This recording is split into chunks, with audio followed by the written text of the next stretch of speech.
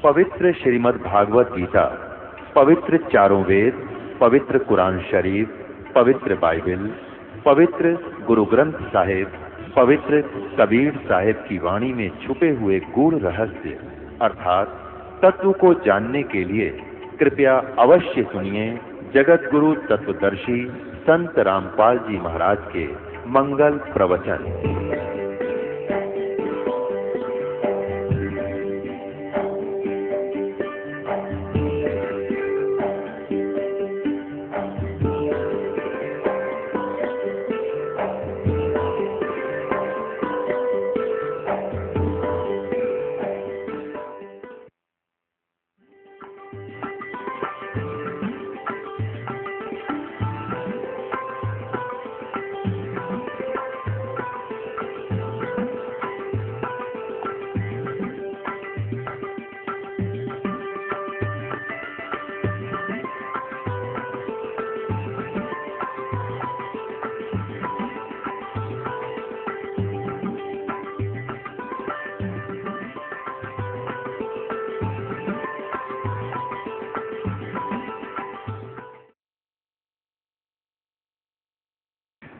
परमात्मा क्या उत्तर देते हैं कि ऊंच नीच में हम रहें, ये हाड चाम की दे, अर्जुन सरदुन समझियो तुम रखियो शब्द सने।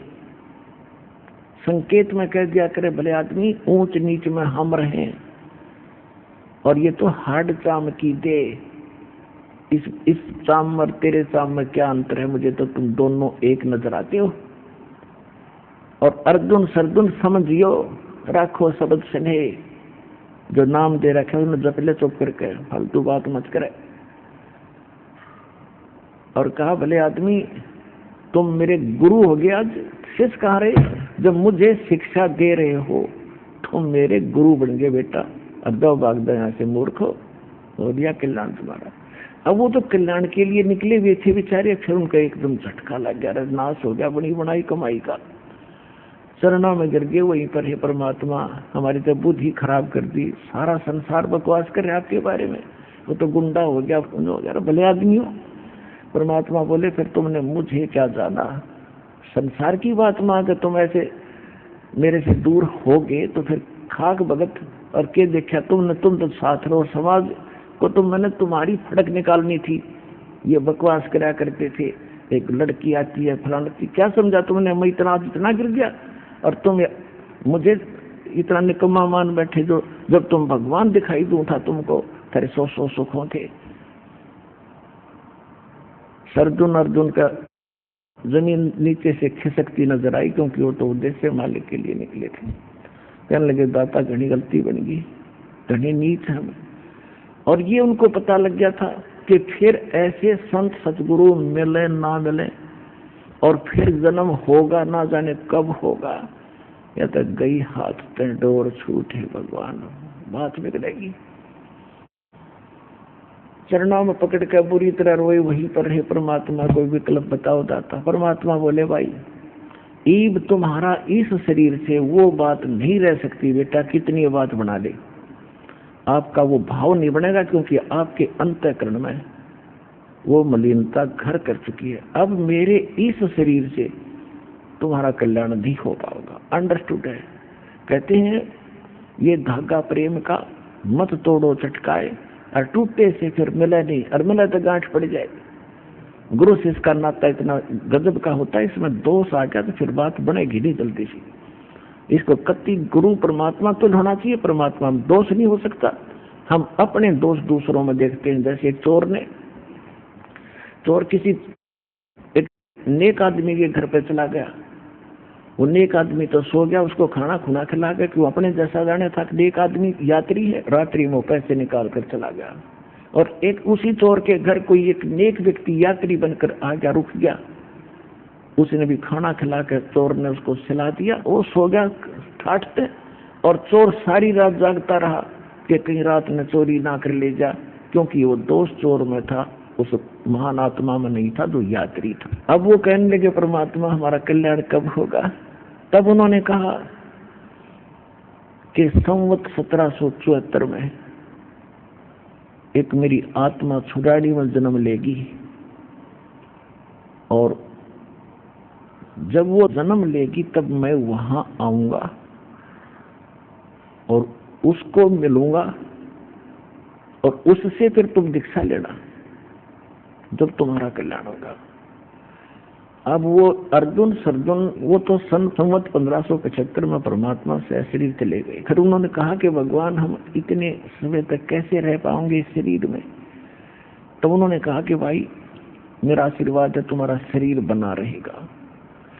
अब उन्होंने क्या किया कि जब संवत 1774 निकट आई तो वो यहाँ खरकोदा के पास एक अमायूपुर गांव है। खरकोदा जिला सोनीपत के अंदर एक अमायू गांव है। उस अमायू गांव में आके और किसी भगत के यहाँ रहने लगे। काफी वर्द शरीर हो गया था, लचर पचर। फिर उन्होंने वहां रहने लगे कि भाई उन्होंने क्या बताया था कि दिल्ली से 30 मील लगभग पश्चिम की ओर वहां मैं आऊंगा। गांव नहीं बताया था जब तक, और वहां तुम्हें आप कारण बन जाएगा, पता लग जाएगा। तो हमायूपुर गांव में रह रहे थे, और जब परमात्मा गरीबदास जी को मिल चुके थे और उनको सब परिचित करा दिया था, फिर ऐसी प्रेरणा करी उनके सपने में दिखे जाता अर्जुन और सर्जुन को कि अर्जुन और सर्जुन तुम छुड़ानी जाओ, वहां मैंने तुम्हारे दीक्षा की व्यवस्था कर दी है। छुड़ानी गांव में जाओ। अब वो सुबह उठे, दोनों ने एक दूसरे से बता के आज तो भाई गुरु जी दिखे थे और छुड़ानी गांव बतावे थे, वहां कोई आए हैं और उनसे दीक्षा लो। उसका नाम भी बताया, गरीबदास नाम है उनका। उन्होंने जिस भगत के वो घर पर रहा करते थे उनसे पूछा भी यहाँ कोई छुड़ानी गांव है। उसने बताया जी है छुड़ानी गांव, एक छोटा सा गांव है और यहाँ से थोड़ी दूर है, यानी 30 किलोमीटर होगा। 30। तो बोला भाई एक काम कर दे बेटा। दोनों कहने लगे आज तक आपने हमारी बहुत सेवा करी है, एक अंतिम काम और कर दे, हमें छुड़ानी छोड़ दे। उसने बैठा के अपनी बैलगाड़ी में उन दोनों को और वहां छुड़ानी जा छोड़ा।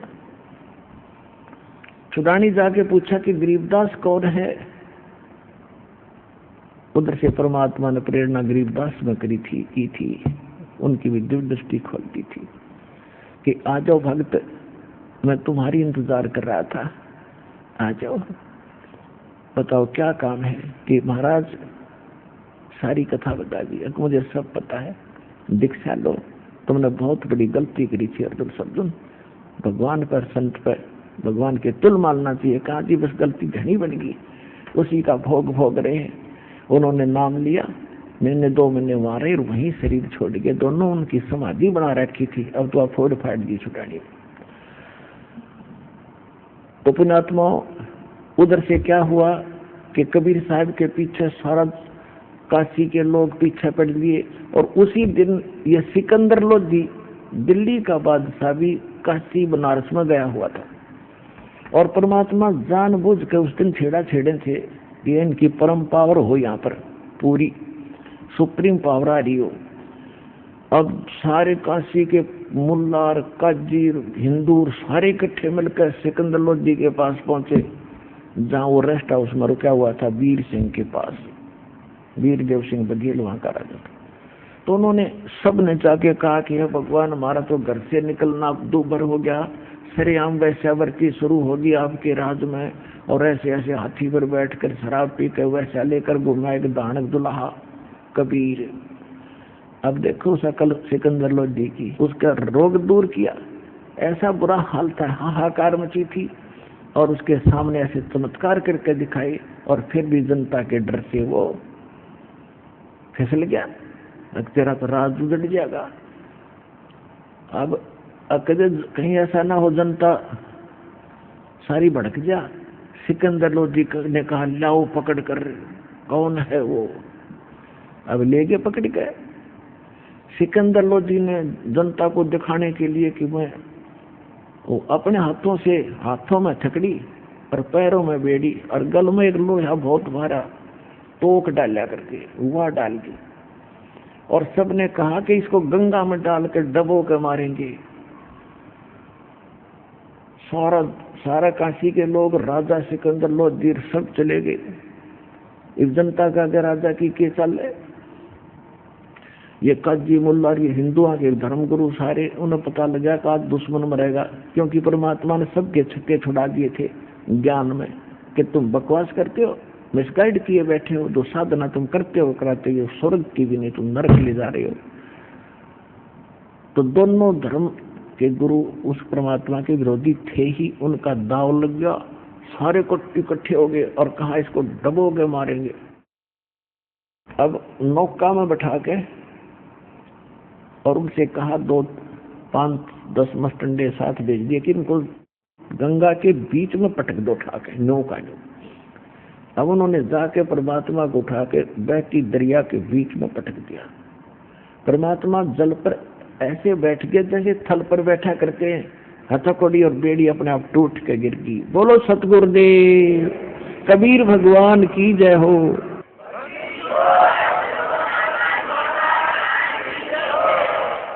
अब वो नौके न्यू बैठे जब और नीचे गंगा जल चक्कर काटता हुआ चल रहा है। अब वो नौका वाले तो बुला लिए, तुम आ जाओ वापस। फिर लगे उनको पत्थर मारो, इसका खूब पत्थर मारे। पत्थर कहाँ जाए इतनी दूर, सेंटर में। फिर कहने लगे गोली मारो इसका। राजा ने आदेश क्या को कहा कि गोली मारनी पड़ेगी। अब राजा डरता, ठीक है गोली मारो। गोली मारे, तीर मारे, एक निजा मालिक की दूर कहते उड़े नू हो जाओ ऊपर में को। फिर कहने लगे भाई नहीं बात बनी, तोब लाओ तोब। तोब के गोले और 12 घंटे मालिक पर बरसाए, नीचों ने आंख नहीं खुली। 4 पहर 12 घंटे तोब के गोले नो दागे गए। वो कभी तक गंगा से बाहर जा पड़ा किसी सरोवर में, या वहीं फंस होकर वहीं गिर गया। अकल नहीं आई ठिकाने। अरे मूर्खो तोब के गोले और फ्यूज होने लग रहे, एक निजारा। फिर भी आंख ना खुली के कबीर इज गॉड।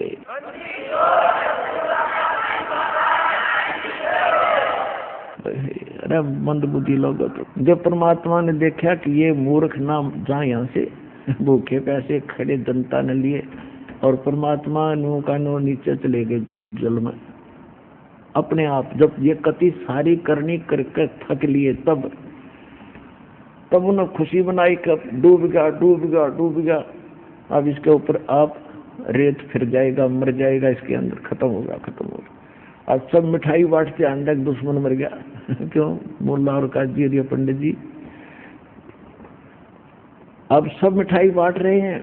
और फिर क्योंकि रविदास जी कहा करते कि तुम नहीं समझ पा रहे हो ब्राह्मणों, ये भगवान है।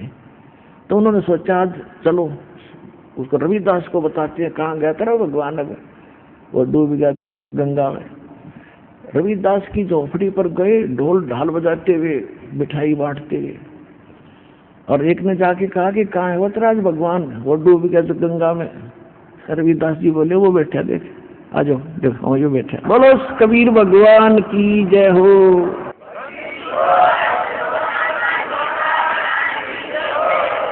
अब जो सा देखा हुए बागले कहाँ? सिकंदर लोधी के पास के महाराज वो तो मरा नहीं। तो अब कैसे मारे भाई? कि इसके गले में पत्थर बांध दो, मोटे मोटे, उसे भरा भरा पत्थर बांध कर छाती गए और परमात्मा को फिर गंगा में पटक दिया। वो पत्थर टूट कर नीचे गिर गए, भगवान ऊपर बैठे। फिर उन्होंने सोचा भाई नौ नहीं मरे। फिर उन्होंने प्रार्थना करी कि हे कबीर जी आ जाओ बाहर, आ जाओ तुम अकेले भाई, आ गया बाहर। फिर उन्होंने सकी बनाई कि इसको खूनी हाथी होते थे, वो आदमी को मार कर पाट डालते थे, उसको कि खूनी हाथी से इसको मरवाएंगे। वहाँ एक ऐसा दंडित स्थान बना रखा था, राजा बैठता था एक ऊंचे से मचान पर, जैसे ये स्टेडियम में ऊंचे स्थान पर बैठ जाते हैं, तो लास्ट वाला ऊंचा मचान हो और ग्राउंड में खेल होता है ऐसे। तो वो राजा बैठा था अपने मंत्रियों सहित ऊपर, एक ऊपर बनी हुई स्टेज पर, और ग्राउंड के अंदर वो जो बकवाद जो ज्यादा कर देते थे अपराध, उनको खूनी हाथी से सबको इकट्ठा बुलाया जाता था, सारे आसपास के नगर निवासियों को, ताकि सबको डर बने और सामने देखें कि अपराधी को कैसे दंडित किया जाता है। तो सारे इकट्ठे हो रहे थे, उन्हें ताना ही था। और बीच में परमात्मा को बांध के, गोला लाठी दे के, हाथ पैर बांध के और गिर दिया, ग्राउंड में डाल दिया। और हाथी पीलवान से कहा कि इस हाथी से कुचलवा डाल। हाथी को शराब पिला दी, मद मस्त कर दिया, और पीलवान ऊपर बैठ कर उसको परमात्मा की तरफ लाने लगा। जब थोड़ी सी दूर पर रह गया हाथी, परमात्मा ने शेर का रूप बना लिया। शेर को देखकर हाथी की चिंगाड़ मारे और लीद कर वापस भाग गए, मुंडी धुन बन गए। अब पीलवान उसका वो मारे अंकुश, अब तेरी नौकरी गई। जब उसने दोबारा, जब हाथी को दिख रहा था शेर, परमात्मा ने सोचा कि यो इस प्राणी को पीलवान घना दुखी करेगा। परमात्मा ने उसको दिखा दिया सिंह का रूप, पीलवान को हाथी जो चला रहा था। जब उसने शेर देखा कि बस चपट्टा मारने वाला हो, तो इतना डर गया, हाथी तो नीचे गिर गया। हाथी की तजा भाग गया और पीलवान कहीं पड़ा।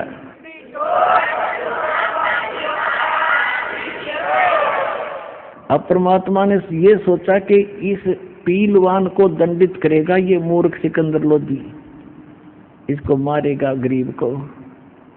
तो परमात्मा खड़े हुए, हाथ हथकड़ी वो बांध रखी थी, टूट गई सारी। परमात्मा निर्बंध को कोई बांध सकता है? खड़े हो गए और सिकंदर लोधी ने ऐसा दिखाई दिया जैसे शीश आसमान पर अड़ा हो भगवान का, इतना नूरी शरीर चमक रहा हो। एकदम नू देख कर सिकंदर लोधी जैसे वहीं से कांपने लगा था, उस मचान से सटेद से, और कांपता हुआ नीचे आकर चरणों में गिर गया समेत मुकुट के। बोलो सतगुरुदेव कबीर भगवान की जय हो।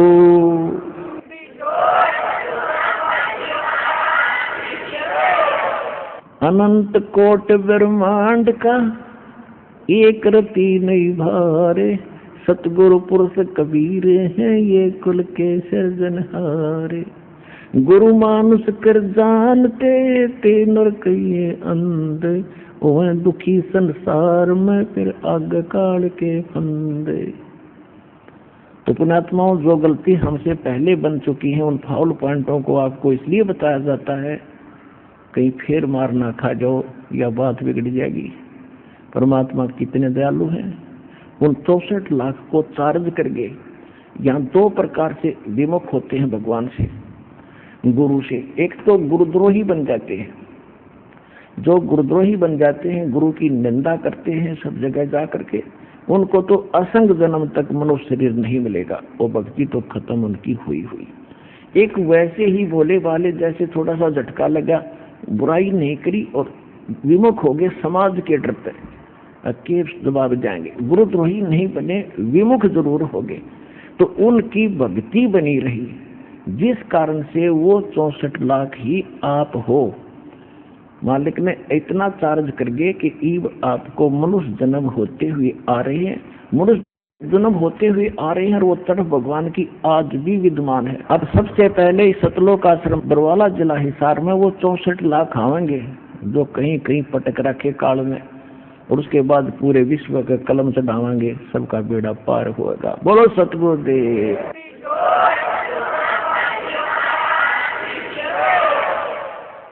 अब आपको कुछ भक्तों के अनुभव, परमात्मा से प्राप्त सुख की जानकारी आपको देंगे, ध्यान पूर्वक सुनना।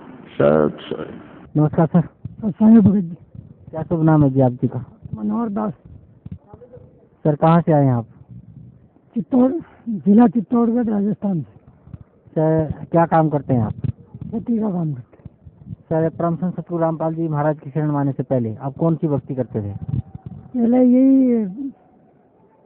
ये 3 लोक के देवताओं की भक्ति करते थे, और हर नवरात्रि में कुंवारी कन्याओं को भोजन खिलाना वगैरह, यही 3 लोक की भक्ति। और पितरों की पूजा यही करते थे।